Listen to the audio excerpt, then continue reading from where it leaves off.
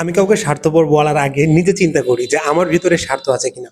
ভাই, স্বার্থ ছাড়া মানুষ নাই, সবার ভিতরেই স্বার্থ রয়েছে। এবং এই স্বার্থটা আমাদের জীবনের জন্য, আমাদের অস্তিত্বকে টিকিয়ে রাখার জন্য কিন্তু আমাদের জীবনে খুবই খুবই খুবই দরকার। এখন এই স্বার্থ ওয়ার্ডটাকে কিন্তু আমরা খারাপ মনে করি, যে স্বার্থ শুনলেই মনে হবে যে এর ভিতরে স্বার্থ আছে মানে মানুষটা খারাপ। কিন্তু না, স্বার্থর একটা ভালো দিক রয়েছে, একটা খারাপ দিকও রয়েছে। তো স্বার্থর দুইটা দুইটা সহজ উদাহরণের মাধ্যমে আসলে আমরা বোঝার চেষ্টা করি যে আসলে স্বার্থের খারাপ দিক কোনটা আর স্বার্থের ভালো দিক কোনটা। দেখুন, আমাদের যে এই বাংলাদেশ, আমাদের যে মাতৃভূমি, এই দেশটাকে যদি কোনো একটা দেশ আক্রমণ করে বা দখল করতে চাই, তখন আমরা কি প্রতিহত করব? যদি উত্তরটা হ্যাঁ হয়, যে হ্যাঁ আমরা প্রতিহত করব, তাহলে আমরা কেন প্রতিহত করব?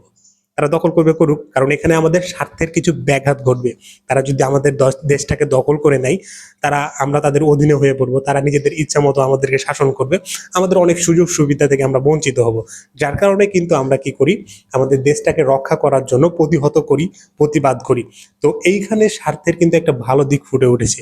আমরা যদি স্বার্থর কথা চিন্তা না করে, আমাদের সুযোগ সুবিধার কথা চিন্তা না করে দেশকে রক্ষা না করতাম, তাহলে কিন্তু আমাদের দেশটা মানে তাদের দখলে চলে যেত, আমরা তাদের অধীনে হয়ে যেতাম। এখানে যদি আবার এখন ওই দেশটা যদি বলে যে তোরা স্বার্থপর, তোদের দেশকে আমি দখল করতে চাইলাম, তোরা দখল করতে দিলি না, তোরা তো একটা স্বার্থপর, তাহলে কি সেটা আমাদের গায়ে লাগবে?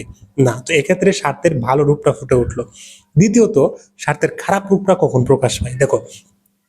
দেখুন, স্বার্থ যখন চরমভাবে প্রকাশ পায় তখনই কিন্তু স্বার্থের খারাপ দিকটা প্রকাশ পায়। ধরুন একটা সিটে, ধরুন একটা বাসে দুইটা সিট ফাঁকা আছে, কিন্তু সেই বাসে 5 জন যাত্রী দাঁড়িয়ে আছে।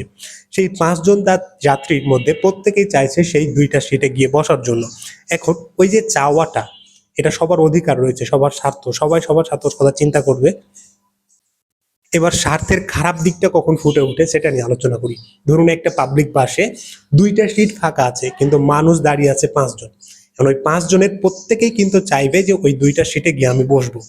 এই যে চাওয়াটা, এখানে তাদের একটা স্বার্থ আছে। এই স্বার্থটা কিন্তু লজিক, মানে এই স্বার্থটা কিন্তু থাকবে মানুষের ভিতরে, প্রত্যেকেই চাইতে পারে। এখন ওই 5 জনের সাথে লড়াই করে 2 জন গিয়ে সিটটা দেবো। এখন আলোচনা করি যে স্বার্থের খারাপ দিকটা কখন প্রকাশ পায়। দেখুন, এখন আলোচনা করি যে স্বার্থের